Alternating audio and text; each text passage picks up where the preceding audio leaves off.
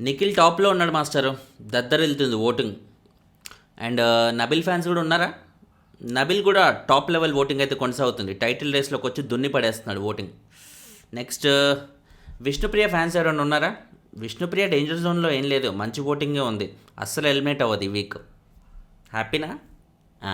ఇప్పుడు మిగతా voting video చూడాలనుకునే వాళ్ళు జెన్యూన్ ఓటింగ్ కోసం అయితే మిగతా వీడియో అయితే చూడండి. సో ఈ ముగ్గురి ఫ్యాన్స్ ఎవరైనా ఉంటే సంకల్ గుద్దుకొని హ్యాపీగా మీరు వేరే ఓటింగ్ వీడియోస్, ఎవరైతే మీ ఫేవరెట్ కంటెస్టెంట్స్ని పొగుడతారో, ఎవరైతే మీ ఫేవరెట్ కంటెస్టెంట్కి ఎక్కువ ఓటింగ్ ఉందని చెప్తారో వాళ్ళ వీడియోసే చూసి హ్యాపీ ఫీల్ అవ్వండి. ఓకే, మనం హ్యాపీ ఉండడమే మన ఇంపార్టెంట్ మాస్టరు.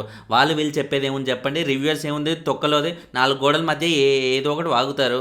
సో వాళ్ళ మనలాంటి వాళ్ళ మాట పట్టించుకోవాల్సిన అవసరం లేదు. మీకు నచ్చింది, మీకు ఎవరు నచ్చితే వాళ్ళే టాప్లో ఉన్నారు. మీ ఫేవరెట్ కంటెస్టెంట్ ఎవరు టాప్లో ఉంటే, ఎవరు టాప్లో ఉన్నారని చెబితే ఆ రివ్యూర్నే నమ్మండి. తప్పే ఉంది చెప్పండి. అది ఎనీవే చూసుకుంటే ఓటింగ్ పరంగా చూసుకుంటే, జెన్యూన్ ఓటింగ్ పరంగా మేజర్గా ఇప్పుడు నాలాంటి ఛానల్స్లో గౌతమ్కి సపోర్టివ్గా ఎక్కువ వీడియోస్ అనేవి ఉంటాయి. కాబట్టి సపోర్టివ్గా అంటే మీటుసే డబ్బులు తీసుకోవడమే ఇంకోటో కాదు, గేమ్ని గేమ్ లాగా చెప్పే నాలాంటి వాళ్ళ రివ్యూ ఛానల్స్లోనేమో గౌతమ్ టాప్లో ఉన్నాడు. అండ్ యూనో ఎక్కువ నిఖిల్ వైపు ఇంక్లైన్ అయిన ఛానల్స్లోనేమో నిఖిల్ టాప్లో ఉంటాడనమాట. సో బేసిక్గా యూట్యూబ్ ఓటింగ్ అనేది మామూలుగా యూట్యూబ్ ఓటింగ్లో బాట్స్ అవి ఇవి ఎంటర్ చేసి ఓటింగ్ వేయడం అనేది ఎక్స్ట్రీమ్లీ డిఫికల్ట్. ఇంపాసిబుల్ అని కాదు, బట్ ఎక్స్ట్రీమ్లీ డిఫికల్ట్ అనమాట. సో అలాంటి పరిస్థితుల్లో ఉన్న ఈ టైంలో మెజారిటీగా ఛానల్స్లో ఎవరికి సంబంధించిన ఫాలోవర్స్ అనే వాళ్ళు ఎక్కువ ఉన్నారో వాళ్ళకే ఎక్కువ ఓటింగ్ అనేది పడుతుంది. సో డౌట్ లేకుండా అటు గౌతమ్కి ఇటు నిఖిల్కి పోటాపోటీ ఓటింగ్ ఉన్న మాట అయితే వాస్తవం అన్నమాట. సో దీన్ని బట్టే మనం చెప్పేయచ్చు ఎవరి ఛానల్లో ఎవరికి ఎక్కువ పాజిటివ్ వీడియోస్ ఉంటే వాళ్ళ ఛానల్లో ఆ కంటెస్టెంట్కి ఎక్కువ ఓటింగ్ అయితే పడుతుంది. సో మేజర్గా వీళ్ళిద్దరి మధ్య అది ఉంది, నిఖిల్ అండ్ గౌతమ్ మధ్య. మిగతా వాళ్ళకి యాజ్ టీజ్గా వాళ్ళ పొజిషన్స్ ఏంటో అలాగే ఉన్నాయి, పెద్ద డిఫరెన్స్ అయితే ఏమీ లేదు. సో వీళ్ళిద్దరి గురించి మాత్రమే మనం చూస్ చేసుకుంటే యాజ్ ఆఫ్ నౌ నా ఛానల్లో ప్రస్తుతానికి 97,000 మంది పార్టిసిపేట్ అయితే చేశారు. సో ప్రస్తుతానికి ఇంకో 3,000 పార్టిసిపేట్ చేస్తే దాదాపు 1,00,000 ఓట్లు అనమాట. సో 1,00,000 ఓట్ల అనాలిసిస్లో చూసుకున్నా కూడా Gautham is on the top and 44% ఓటింగ్తో హీస్ ఫెంటాస్టిక్ అన్నట్టుగా నా పోల్ గురించి మాత్రం నేను చెప్తున్నాను ప్రస్తుతానికి. తర్వాత డీటెయిల్గా చెప్పుకున్నాను. నెక్స్ట్ నిఖిల్ సెకండ్ పొజిషన్లో 37%. యాక్చువల్లీ 35 దగ్గర ఉండేది, మెల్లమెల్లగా 2% ఓటింగ్ జస్ట్ 4 మెంబర్స్లో. నేను పెట్టిన పోల్ 1లో 4 మెంబర్స్లో 2% పెరిగింది. అంటే మార్నింగ్ నుంచి ఇప్పటికీ మ్యాక్సిమం నిఖిల్ ఫ్యాన్స్ బాగానే యాక్టివ్ అయ్యారు అన్నట్టుగా తెలుసుకోవచ్చు అనమాట. యాక్టివ్ అయ్యారు కాబట్టి నాలంటోడి ఛానల్లోనే 2% పెరిగింది. అంటే డెఫినెట్లీ నిఖిల్కి ఫేవరబుల్గా ఉన్న ఛానల్స్లో డెఫినెట్లీ ఆ ఇంపాక్ట్ అనేది ఎక్కువ ఉంటుంది. అండ్ అఫీషియల్లో కూడా బాగా పెరిగే అవకాశం ఉన్నట్టుగా క్లియర్గా చెప్పుకోవచ్చు అనమాట. సో 37%తో అంటే దాదాపు 3+4 7% డిఫరెన్స్ తో అయితే వీళ్ళిద్దరి మధ్య ఉంది. అండ్ తర్వాత ప్రేరణ క్లియర్గా 3rd పొజిషన్లో ఉంది. నా ఛానల్లోనే కాదు ఎక్కడ చూసినా కూడా Prerana is clearly in the 3rd position and Nabeel 4th పొజిషన్లో ఉన్నాడు. యాక్చువల్లీ 3rd 4th అని చెప్పే కంటే నాట్ కౌంటబుల్ అసలు అన్కౌంటబుల్ అని చెప్పాలి. ఎందుకంటే ఇద్దరికనే కాదు, ఇప్పుడు గౌతమ్ అండ్ నిఖిల్కి తప్ప మిగతా నామినేషన్స్లో ఉన్న 6గురికి కూడా ఓటింగ్ అనేది చాలా మినిమల్, నెగ్లిజిబుల్. అసలు ఇప్పుడు ఏంటి 3rd పొజిషన్ ఎవరున్నా సరే కాసేపు ప్రేరణ వేసుకో, ఇక రేపు పొద్దున నబీల్ చెప్పాల్సి వస్తుందేమో అంటే, దాని తర్వాత అవినాష్ కూడా వస్తుందేమో అదే, ఆ తర్వాత తేజ, ఇలా ఉందన్నమాట ఓటింగ్. ఎవరైనా రావచ్చు, ఎవరైనా పోవచ్చు అన్నట్టుగా ఉందన్నమాట. 3rd position 4th position 5th 6th 7th 8th ఈ పొజిషన్స్ అలా బాగా అటు ఇటు ఫ్లిప్ అవుతూ ఉన్నాయి, జంబుల్ అవుతూ ఉన్నాయి.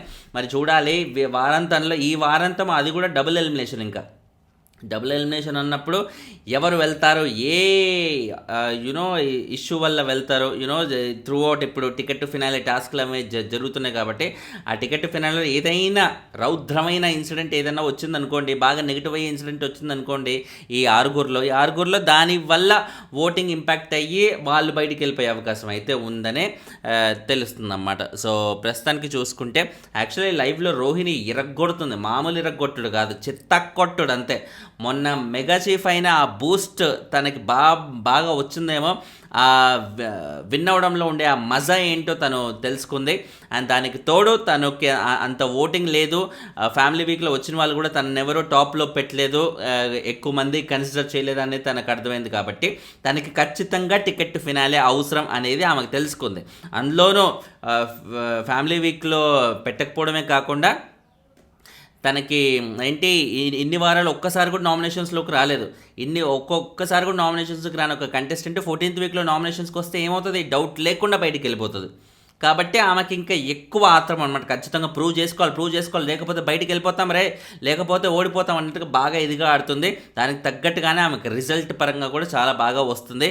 అటు ఇటు తిరిగి టికెట్ టు ఫినాలే గనక రోహిణి విన్ అయింది అనుకో మాస్టరు, చిత్త కొట్టడమే అంత, అసలు సీజన్ మొత్తం జైమని లేస్తుంది. ఎందుకంటే it is completely unexpected. Prithvi, Nikhil, Gautam ఇలాంటి హేమీలందరినీ దాటుకుంటూ వెళ్ళి రోహిణి లాంటి ఒక అమ్మాయి విన్ అయింది అంటే సాధారణమైన విషయం అవ్వదు కదా. So hope that will happen, చూద్దాం.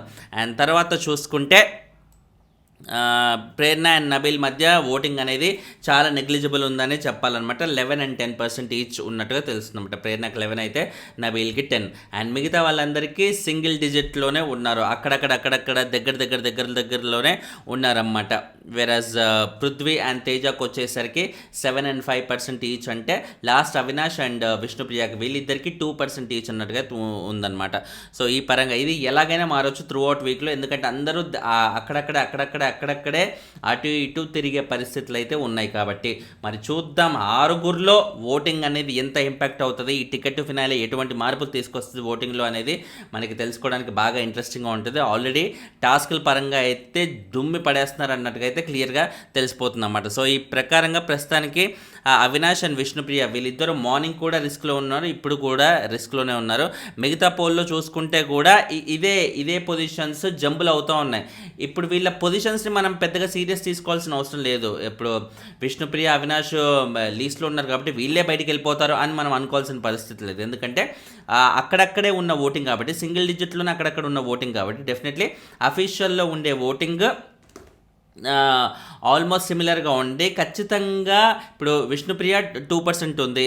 అండ్ ఇప్పుడు మిగతా వాళ్ళకి తేజ లాంటి వాళ్ళకి 5%, 7% ఉంది. సో అది పెద్ద దూరం ఏం కాదుగా. సో అది అఫీషియల్లో అటు ఇటుగా ఉండే, మేబీ తేజ బాటంలో ఉండొచ్చేమో, లేకపోతే అవినాష్ కంప్లీట్లీ బాటం ఉండొచ్చేమో, పృథ్వీ లాంటి వాళ్ళు బాటం ఉండొచ్చేమో. కొన్ని పోల్స్లో పృథ్వీ అండ్ విష్ణుప్రియ వీళ్ళిద్దరు కాంబినేషనే ఉంది కింద. సో వీళ్ళిద్దరు ఈ ప్రేమ జంట ఒకేసారి డబుల్ ఎలిమినేషన్ అయితే ఎలా ఉంటుంది, అదిరిపోతుంది. ఎందుకంటే పృథ్వీ లేకపోతే విష్ణు ఎలాగో హౌస్లో ఉన్నా కూడా లేనట్టే, ఆమె అస్సలు భరించలేదు. కాబట్టి ఆమె భరించలేదు కాబట్టి బిగ్ బాస్ ఏమైనా అది కన్సిడర్ చేస్తారా, ఆ ఫుటేజ్ అనేది బిగ్ బాస్కి బాగా పనికొస్తుంది టీఆర్పీ పరంగానే. లేకపోతే ఒకేసారి ఎందుకురా బాబు, ఒకరినొకరు విడిచి ఉండలేరు, ఇప్పుడు అదంతా మనకెందుకు అన్నట్టుగా బిగ్ బాస్ వాళ్ళని పంపించిన అవకాశం అయితే ఉందన్నమాట. ప్రస్తుతానికి రకరకాల కాంబినేషన్స్లో అయితే బాటమ్ 2 అనేది ఉంది. ఎవరిద్దరికి at the end of the day voting అనేది ఉండి దాని ద్వారా బయటికి వెళ్ళిపోతారు అనేది చూడాలన్నమాట. Finally thanks lot for watching. ఛానల్ని సబ్స్క్రైబ్ చేసుకోండి, లైకులు కొడతా ఉంటే వీడియోలు ఎక్కువ మంది కనబడతాయి. దయచేసి లైకులు మిస్టేక్ అండి మాస్టరు. బాయ్.